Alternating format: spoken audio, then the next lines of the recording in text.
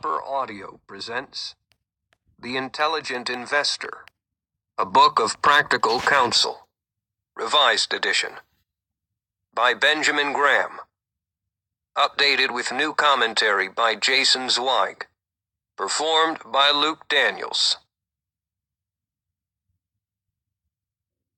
Preface to the 4th edition, by Warren E. Buffett. I read the first edition of this book early in 1950, when I was 19. I thought then that it was by far the best book about investing ever written. I still think it is. To invest successfully over a lifetime does not require a stratospheric IQ, unusual business insights, or inside information. What's needed is a sound intellectual framework for making decisions, and the ability to keep emotions from corroding that framework. This audiobook precisely and clearly prescribes the proper framework. You must supply the emotional discipline. If you follow the behavioral and business principles that Graham advocates, and if you pay special attention to the invaluable advice in chapters 8 and 20, you will not get a poor result from your investments. That represents more of an accomplishment than you might think. Whether you achieve outstanding results will depend on the effort and intellect you apply to your investments, as well as on the amplitudes of stock market folly that prevailed during your investing career. The sillier the market's behavior, the greater the opportunity for the business-like investor. Follow Graham and you will profit from folly rather than participate in it. To me, Ben Graham was far more than an author or a teacher. More than any other man except my father, he influenced my life. Shortly after Ben's death in 1976, I wrote the following short remembrance about him in the Financial Analyst Journal. As you listen to this audiobook, I believe you'll perceive some of the qualities I mentioned in this tribute. Benjamin Graham, 1894 through 1976.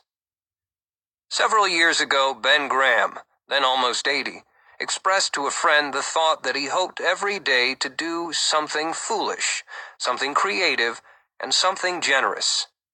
The inclusion of that first whimsical goal reflected his knack for packaging ideas in a form that avoided any overtones of sermonizing or self-importance.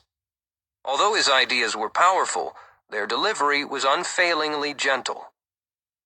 Readers of this magazine need no elaboration of his achievements as measured by the standard of creativity. It is rare that the founder of a discipline does not find his work eclipsed in rather short order by successors. But over 40 years after publication of the book that brought structure and logic to a disorderly and confused activity, it is difficult to think of possible candidates for even the runner-up position in the field of security analysis. In an area where much looks foolish within weeks or months after publication, Ben's principles have remained sound, their value often enhanced and better understood in the wake of financial storms that demolished flimsier intellectual structures. His counsel of soundness brought unfailing rewards to his followers, even to those with natural abilities inferior to more gifted practitioners who stumbled while following counsels of brilliance or fashion.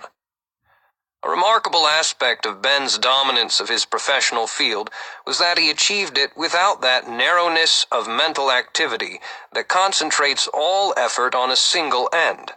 It was, rather, the incidental byproduct of an intellect whose breadth almost exceeded definition. Certainly, I've never met anyone with a mind of similar scope. Virtually total recall, unending fascination with new knowledge, and an ability to recast it in a form applicable to seemingly unrelated problems made exposure to his thinking in any field a delight. But his third imperative, generosity, was where he succeeded beyond all others. I knew Ben as my teacher, my employer, and my friend.